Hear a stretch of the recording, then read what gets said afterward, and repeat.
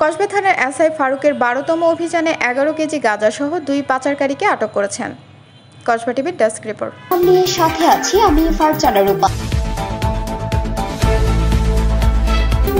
Kasba TV, হৃদয়ে বাংলা। হাসির সহযোগিতায় এখন বিস্তারিত। ব্রাহ্মণবাড়িয়া জেলার কসবা থানার অফিসার ইনচার্জ মোহাম্মদ আব্দুল কাদেরের সার্বিক তত্ত্বাবধানে কসবা থানা এলাকায় মাদক উদ্ধার অভিযান পরিচালনা করা হয়।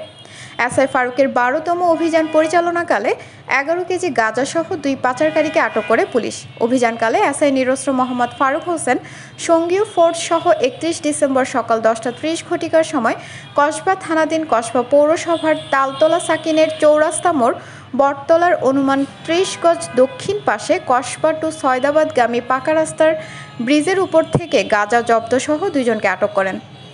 ধৃত আসামি হলেন আলামিন, পিতা আব্দুল মালেক, সাং বালিয়াজুরি ভাট্টা, সাহেববাড়ি, ইউপি সাকুয়াই, থানা হালুয়াঘাট, জেলা ময়মনসিংহ।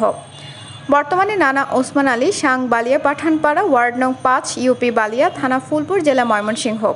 বর্তমান বুটবাজার, শহীদ সিদ্দিক রোড, মোস্তফা মসজিদের পূর্ব পাশে, থানা গাছা, জেলা গাজীপুর। মোহাম্মদ বাশার, পিতা আব্দুল গফুর, সাং গঙ্গানগর রেললাইনের পশ্চিম পাশে, ওয়ার্ড নং ৪, ইউপি শশীদল, থানা ব্রাহ্মণপাড়া, জেলা কুমিল্লা।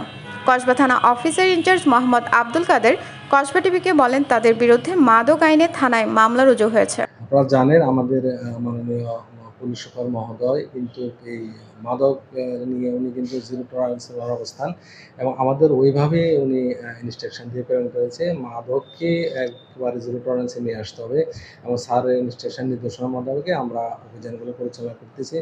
আর মাদকের আসামি আমরা ধৃত করেছি এবং তাকে আমরা বিজ্ঞ আদালতে সোপর্দ করেছি। আমি আপনাদের দৃঢ়ভাবে বলতে চাই যে আমি মাদকের সাথে কোনো আপোষ, কোনো প্রকার কোনো কম্প্রোমাইজ করব না এবং আমি মাদক ব্যবসায়ীদের মাঝে এই আতঙ্কটা আমি অবশ্যই ছড়াই দিতে চাই যে কেউ যদি মাদক ব্যবসা করে বা মাদকের সাথে কোনো সম্পৃক্ততা পাওয়া যায় তাদেরকে ইনশাআল্লাহ ছাড়বো না, আইনের আওতায় নিয়ে আসবো।